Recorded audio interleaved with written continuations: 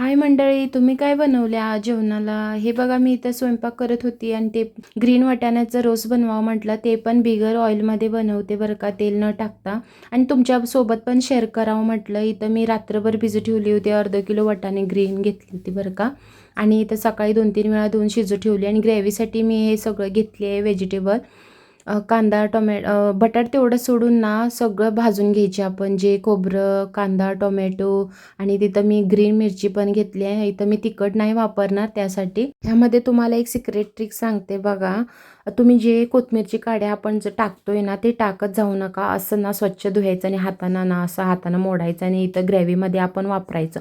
आणि त्याचं flavour awesome लागते बरं का. मिक्सरला वाटताना टाकून घ्या, भाजताना टाकून घ्या.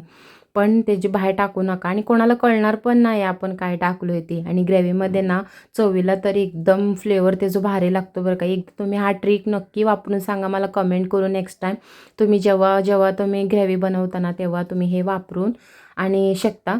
आणि मला कमेंट करून सांगात बरं का कसं वाटले.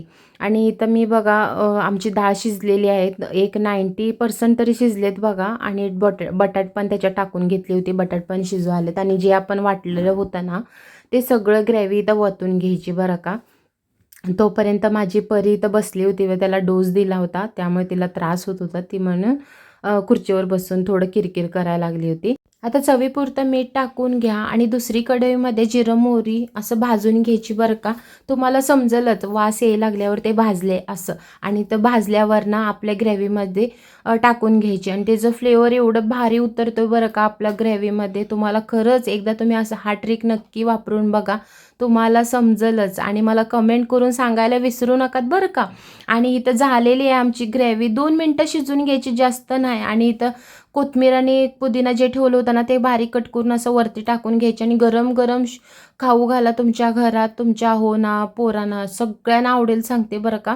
आणि माझी व्हिडिओला लाईक शेअर सबस्क्राईब करायला विसरू नका. आणि तुम्ही माझा व्हिडिओ कुठून बघताय हे पण कमेंट करून सांगा. आणि कुकिंगचं ट्रिक्स आणि टिप्स तुम्हाला पाहिजेल ना मला कमेंट करून सांगा. मी तुम्हाला त्याच्यावर पण मी व्हिडिओ बनवते. आता मी गरम गरम जेवून घेतो. तोपर्यंत भेटू पुढच्या व्हिडिओमध्ये. बाय.